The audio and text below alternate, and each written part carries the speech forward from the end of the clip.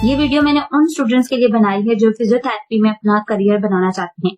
इस वीडियो को एंड तक देखिएगा क्योंकि इस वीडियो में फिजियोथेरेपी कोर्स से रिलेटेड तमाम सवालों के जवाब दिए गए हैं। अगर आप चाहते हैं कि मैं ऐसे कुछ न्यू टॉपिक्स लेकर आऊं तो इस चैनल को सब्सक्राइब जरूर करेगा। चलिए हम अपनी वीडियो स्टार्ट करते हैं। इस वीडियो में आज मैंने इन सवालों को कवर करूंगी। What is physiotherapy, how to get admission, is physiotherapy is a good career option. तो हम स्टार्ट करते हैं। What is physiotherapy. मैं इसमें आपको बताऊंगी फिजियोथेरेपी क्या है और किस तरह आपको फायदा पहुंचा सकती है। फिजियोथेरेपी एक ऐसा ट्रीटमेंट है जिसमें डिफरेंट एक्सरसाइज के जरिए किसी भी किस्म की इंजरी, डिजीज या पेन को क्योर कर सकता है। फिजियोथेरेपी जो कराते हैं वो हम फिजियोथेरेपिस्ट कहते हैं। Physiotherapist different therapeutic exercise like manual therapy, mobilization technique, manipulation technique और हाइड्रोथेरेपी और डिफरेंट मोडालिटीज यूज करते हुए पेन को रिलीव करते हैं और किसी भी इंजरी और डिजीज की वजह से जो पेशेंट डिसेबल हो जाते हैं उनको फिजियोथेरेपी करवा के उनकी जो डेली एक्टिविटीज को रीस्टोर करते हैं। फॉर एग्जाम्पल हमारी स्पोर्ट्स में फिजियोथेरेपी का बहुत इंपॉर्टेंट रोल है। जैसे कि एक स्पोर्ट्समैन है, उसको नी इंजरी हो जाती है तो फिजियोथेरेपिस्ट उसके जो फंक्शन है और मूवमेंट को रीस्टोर करता है ताकि वो स्पोर्ट्स में वापस आ सके। अब हम देखते हैं कि हमारा मोबाइल का यूज बहुत ज्यादा हो गया है। ऑफिस में हम काफी देर तक बैठे रहते हैं रॉन्ग पोस्चर में। हम लैपटॉप का ज्यादा इस्तेमाल करते हैं और उसमें भी हम रॉन्ग पोस्चर में यूज करते हैं। टीवी देखते हैं, वो भी हम रॉन्ग पोस्चर में करते हैं। उसकी वजह से क्या होता है कि हमारे जो नेक और बैक में पेन स्टार्ट हो जाता है क्योंकि मसल हमारे टाइट हो जाते हैं, स्टिफ हो जाते हैं। तो फिजियोथेरेपी क्या करता है, फिर वो ना तो इस नेक और बैक के पेन को रिलीव करता है बल्कि इसके कॉज को भी ट्रीट करता है जो कि हमारा बैड पोस्चर की वजह से होता है। बैड पोस्चर को भी ट्रीट करेगा। अगर हम मेडिसिन की तरफ जाए तो मेडिसिन टाइम बिंग के लिए आपको पेन रिलीव करेगा। अगर आप उसके बाद खाना छोड़ दोगे तो वो दोबारा पेन स्टार्ट हो जाएगा। तो इसकी नजर फिजियोथेरेपी जो है वो आपके पेन को भी रिलीव करता है और उसके साथ साथ उसके कॉज को भी ट्रीट करता है। मैं आपको बताती हूँ कि फिजियोथेरेपी का जो प्रोग्राम है या आप उसमें कैसे एडमिशन ले सकते हो, उसका ड्यूरेशन क्या है। फिजियोथेरेपी का जो प्रोग्राम है हम उसको कहते हैं डॉक्टर ऑफ फिजिकल थेरेपी जो कि है डीपीटी। इसका ड्यूरेशन एमबीबीएस और बीडीएस की तरह 5 इयर्स का है। लेवल इसका ग्रेजुएट है। एलिजिबिलिटी आप ये है कि आप एफएससी प्री मेडिकल में करोगे, उसके बाद एमटी कैट या एंट्री टेस्ट दोगे, उसके बेस पे आपका एडमिशन हो जाएगा। कोर्स क्या है, इसमें सेमेस्टर बेस्ड है। ये 10 सेमेस्टर्स होते हैं। इसमें इंटर्नशिप जो होती है वो 6 मंथ या 1 साल की भी हो सकती है। अब डीपीटी में सब्जेक्ट जो है वो बहुत इंटरेस्टिंग है। जैसे कि आप इसमें हर चीज आप नेक के बारे में पढ़ते हो, उसके मसल्स के बारे में पढ़ते हो, अपर लिम्ब के बारे में पढ़ते हो, उसके मसल्स के बारे में पढ़ते हो, स्पाइन के बारे में पढ़ते हो, लोअर लिम्ब के बारे में पढ़ते हो। इसमें आपके लिए डिफरेंट इंटरेस्टिंग टॉपिक्स हैं जो आपको पढ़ के मजा आएगा। जो सब्जेक्ट्स हैं इसमें वो है anatomy, physiology, electrotherapy, cardio pulmonary, neurological और मोस्ट इंपॉर्टेंट जो है वो बायोमैकेनिक्स एंड एक्सरसाइज थेरेपी है। अगर आपने एक अच्छा फिजिकल थेरेपिस्ट बनना है तो आपको बायोमैकेनिक्स और एक्सरसाइज थेरेपी पे कमांड होनी चाहिए। अब हम बात करते हैं स्पेशलाइजेशन।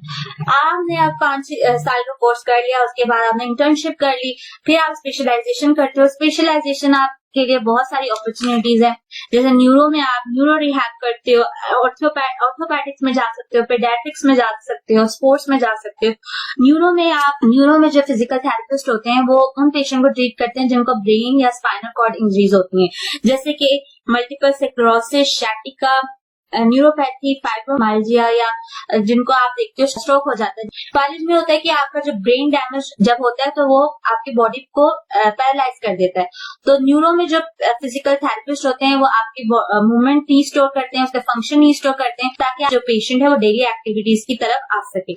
ऑर्थोपैडिक में हम जॉइंट से रिलेटेड जो डिजीज होती है या मसल, टेंडन, लिगामेंट से रिलेटेड जो इंजरी है फिजिकल थेरेपिस्ट उनको ट्रीट करता है। जैसे कि ऑस्टियोपोरोसिस, आर्थराइटिस या रिप्लेसमेंट सर्जरी के बाद हम फिजियोथेरेपिस्ट ऑर्थोपैडिक में बहुत इंपॉर्टेंट रोल प्ले करता है। जिनको बच्चों से बहुत प्यार होता है तो वो पेडियाट्रिक्स में भी जा सकते हैं। आप इस फील्ड में फिजियोथेरेपिस्ट जो है वो उन पेशेंट को उन बच्चों को ट्रीट करता है जो सेरेब्रल पाल्सी जिनको होती है या सिस्टिक फाइब्रोसिस होता है, साइक्लोसिस होता है या ब्रेन इंजरी से उनका कोई भी बॉडी पार्ट अफेक्ट हो जाता है। और स्पोर्ट्स में ये है कि आप किसी भी एथलेटिक एक्टिविटी के दौरान कोई एथलीट है उसको इंजरी हो जाती है, जैसे रोटेटर कफ टियर हो जाते हैं, उसके मसल स्पैग में चला जाता है या डिसलोकेशन ऑफ द जॉइंट हो सकती है, डिफरेंट डिफरेंट इंजरीज होती हैं, तो वो स्पोर्ट्स रिहैबिलिटेशन में जो स्पोर्ट्स फिजिकल थेरेपिस्ट है उसको आके ट्रीट करेगा। अब हम बात करते हैं करियर की। करियर में आप जैसे आपने 5 साल का कोर्स कर लिया, उसके बाद आप जब इंटर्नशिप करोगे उसके बाद आप कहोगे कि आप अच्छी सी जॉब भी मिल जाए, तो इसमें जॉब के लिए भी अपॉर्चुनिटीज बहुत हैं।